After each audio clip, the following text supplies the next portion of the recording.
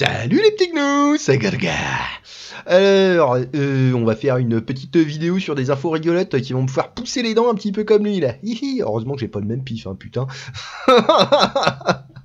Alors, on va commencer avec François Groland. Qui dit « Le débat a été assez long. François Hollande se range du côté du 49.3 pour le vote du budget. » Tiens.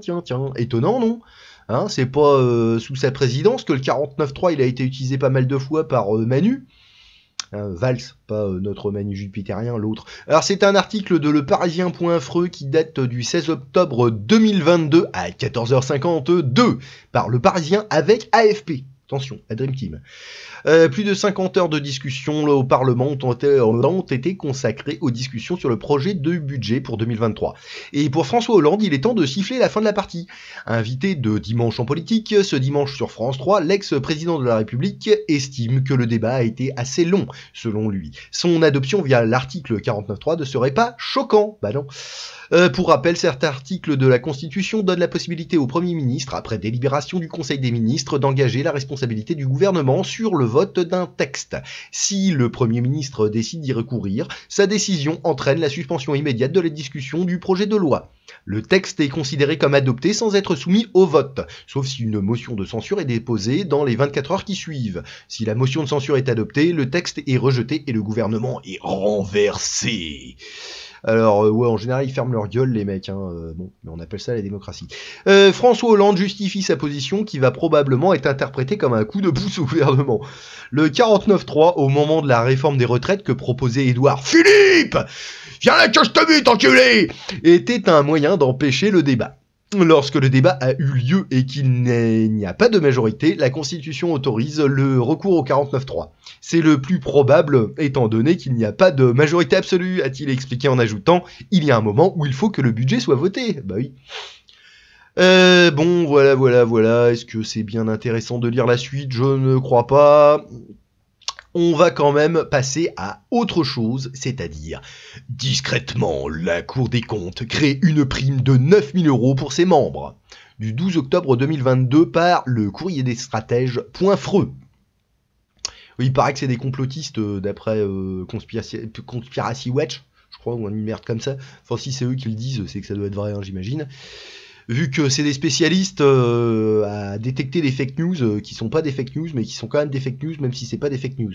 Oui, il faudrait que je fasse un truc sur Conspiracy Watch, parce que c'est des bons, ceux-là. Alors, pendant que les Français se serrent la ceinture face à l'inflation, la caste, elle, s'arroge quelques nouveaux privilèges pour améliorer son train de vie.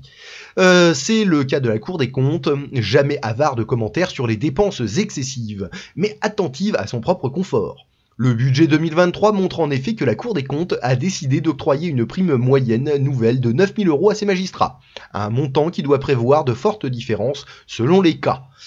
L'information est habilement montée et présentée pour passer le plus inaperçu possible en ces temps de disette. Mais la Cour des comptes vient de réserver un petit cadeau de derrière les fagots à ses membres qui devrait mettre pas mal de beurre dans les épinards. En loi de finances pour 2023, la Cour des comptes prévoit une mesure catégorielle affichée à un peu plus de 300 000 €, ce qui est modeste pour les 459 magistrats du corps. Il faut entendre par mesure catégorielle les augmentations accordées au-delà de la valeur du point d'indice et de ses variations. Évidemment, j'ai tout compris. En l'espèce, il s'agit d'une prime accordée pour harmoniser les régimes indemnitaires avec ceux des autres corps de l'État. L'expression ne manque pas de sel puisqu'elle revient à dire que pour faire comme les autres, on s'attribue des primes nouvelles. Comprenne qui pourra. Ouais, enfin, c'est pas moi qui peux. Les documents budgétaires prennent bien soin d'ailleurs de ne surtout pas expliquer les bases de calcul pour cette augmentation en apparence modeste, moins de 1 000 € par personne. Sauf que... La tête rigolo là. Un tableau que peu de députés liront sans doute explique que cette somme modeste ne vaut que pour quelques mois. Et le tableau que nous reproduisons ci-dessus, bon, j'irai pas voir, enfin j'ai regardé tout à l'heure mais j'ai rien compris, précise le coût en année pleine. Nous ne sommes plus dans la même dimension. En fait, la Cour s'attribue une augmentation de moyens de 4,1 millions pour les 459 magistrats, soit la rondelette augmentation moyenne de 9 000 € en un an. Pourtant, les magistrats ne sont pas si mal payés. 118 000 € en moyenne, selon la même loi de finances. Alors, je pense que c'est 118 K par an. Ce qui est bien, hein, c'est très bien. La justification donnée à cette mesure catégorielle vaut le détour. Dans le cadre de la mise en place du nouveau corps des administrateurs de l'État, et afin d'harmoniser les rémunérations des différents corps des hauts fonctionnaires, plusieurs revalorisations indemnitaires sont prévues, notamment pour les magistrats des chambres régionales. Une ouverture de crédit de 3,8 millions d'euros a été votée dans la loi numéro 2022-1157 du 16 août 2022 de finances rectificatives pour 2022 afin d'assurer, à compter du 1er février de 2022, la revalorisation indemnitaire des conseillers des chambres régionales et territoriales des comptes de premier et deuxième grade, ainsi que le grade de président de section de la chambre régionale et territoriale des comptes pour les auditeurs de la Cour et pour les 90 conseillers référendaires en service extraordinaire. J'ai tout compris. Les crédits inscrits en 2023 sur cette mesure catégorielle correspondent à son extension pour une année pleine.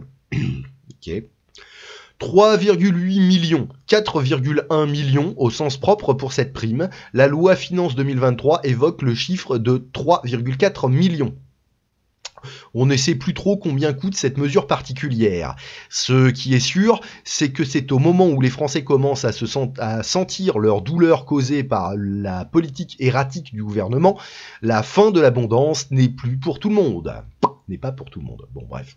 Ok, bon, bah, c'était de Eric Verhaeg, je sais pas trop. Voilà.